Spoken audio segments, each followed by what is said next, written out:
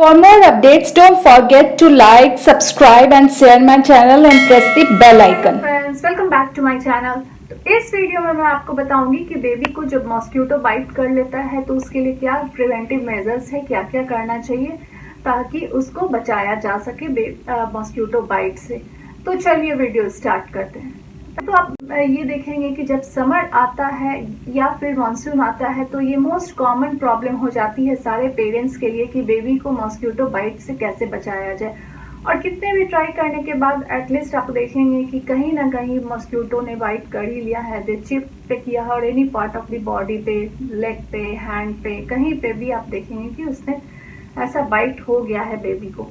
फिर भी मैं इसका कुछ प्रिवेंटिव मेजर्स बताऊंगी जो आप ट्राई कर सकते हैं और जो जहां तक जो मॉस्क्यूटो बाइट जितना हो रहा है उसको आप अवॉइड कर सकते हैं।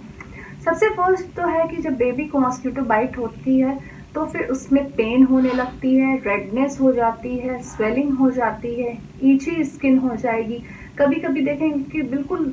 स्वेलिंग से एकदम हार्ड नॉट जैसा थोड़ा निकल जाता है, बहुत बेबी में ऐसा भी आप देखते हैं।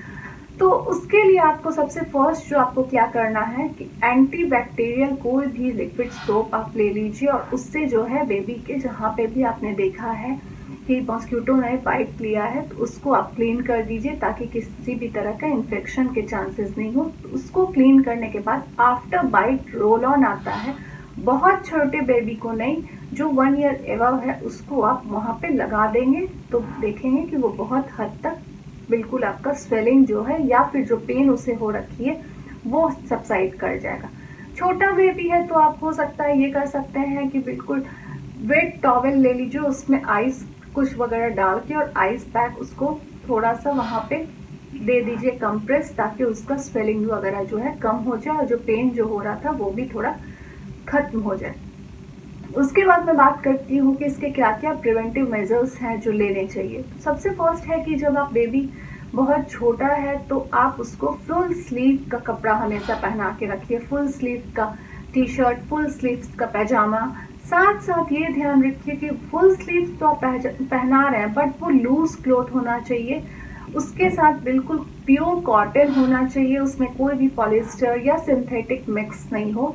वो आप पहना के रख सकते हैं। अगर बहुत छोटा बेबी है तो आप जिस रूम में बेबी रह रहा है उससे उसको निकाल के आप रेपलेंट लगा दीजिए और कुछ देर उसको ऑन करके फिर ऑफ करके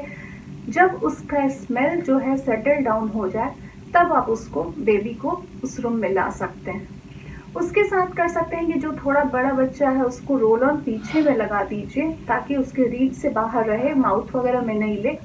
और उससे वो मॉस्क्यूटो बाइट वगैरह नहीं काटे। बाहर अगर आप ले जा रहे हैं पार्क वगैरह में तो मेक श्योर कीजिए कि अगर आप बेबी को स्ट्रॉलर में ले जा रहे हैं तो स्ट्रॉलर के साथ साथ आप मॉस्क्यूटो का जो नेट आता है वो आप ले लीजिए, ताकि पार्क वगैरह में बहुत मॉस्क्यूटो मिलेंगे आपको जब आप मानसून या समर में जाएंगे तो उससे बाइट से बच सके। हमेशा आप एक कॉटन का कैप जरूर बेबी को पहना के दिखिए, क्योंकि आप जब पार्क वगैरह जाएंगे तो आप खुद कभी फील करेंगे या फिर आप अपने ऊपर या बेबी के ऊपर अगर आपने बेबी को कंधे पे लिया है तो उस बहुत ऊपर में मॉस्क्यूटोज घूमते रहते हैं तो हेड वगैरह में नहीं काट ले, तो इसलिए आप कॉटन का एक कोई भी कैप पहना सकते हैं बेबी को। उसके साथ आप कम्युनिटी जिसमें रह रहे हैं उसमें आप ये ट्राई कर सकते हैं, ये रिक्वेस्ट कर सकते हैं कम्युनिटी मेंबर्स से कि अराउंड 3 to 4 PM जब बिल्कुल धूप रहती है, कोई बाहर नहीं निकलता, तो जो भी उनके हाउस कीपिंग स्टाफ है वो मॉस्क्यूटो का एक स्प्रे कर दें जिधर भी पार्क में जहाँ किड्स और बेबीज को आप ले जाते हैं, ताकि जो प्लांट्स वगैरह में मॉस्क्यूटोज जो अंदर रहते हैं वो मर जाएं। और चूंकि उस वक्त कोई निकलेगा नहीं तो किसी भी तरह का किसी बेबी को या किड को हार्म होने की चांसेस नहीं है, तो अराउंड 3 और 4 PM में ये करवा देंगे। तो ये आप रिक्वेस्ट कर सकते हैं।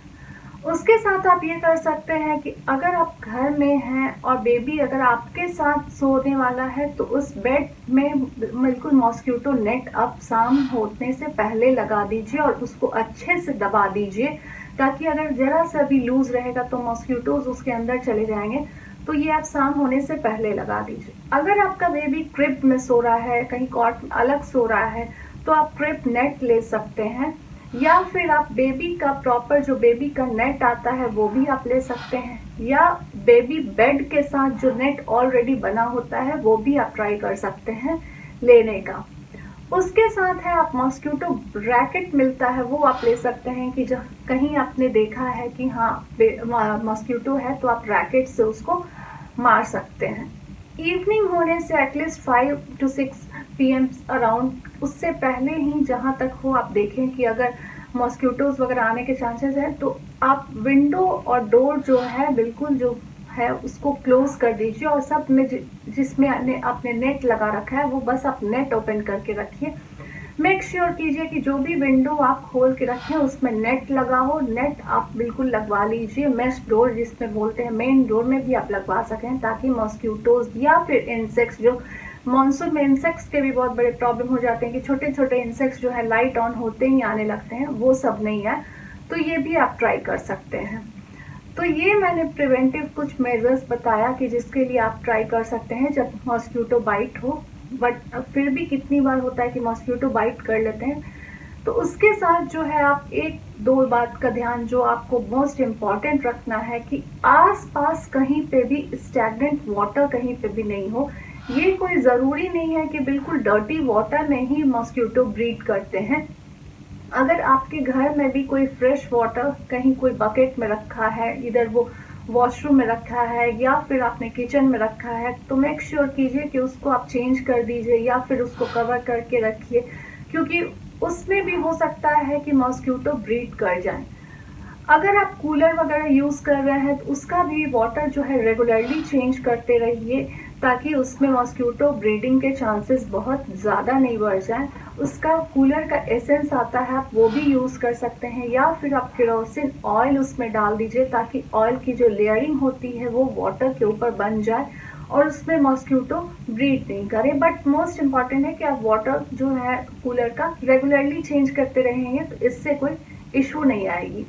उसके साथ साथ आपको ये देखना है कि आसपास बहुत ज़्यादा कहीं जो आप नीचे में या कम्युनिटी में आप देखेंगे कि अनवांटेड वीड ग्रासेस वगैरह बहुत ज़्यादा हो जाती है, तो प्लांट्स वगैरह में बहुत छोटे छोटे मॉस्क्यूटोज आप देखेंगे कि निकलने लगते हैं। तो जैसा कि मैंने बताया कि आप स्प्रे करवा सकते हैं। उसके साथ अगर अनवांटेड प्लांट है जिसकी बहुत ज़्यादा ज़रूरत नहीं है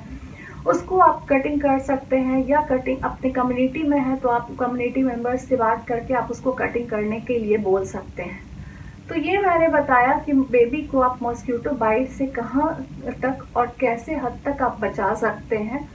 तो ये सारा कुछ मैंने शेयर किया। अगर आपको ये मेरा वीडियो अच्छा लगा तो please like, subscribe and share and press the bell icon. Thank you, bye bye.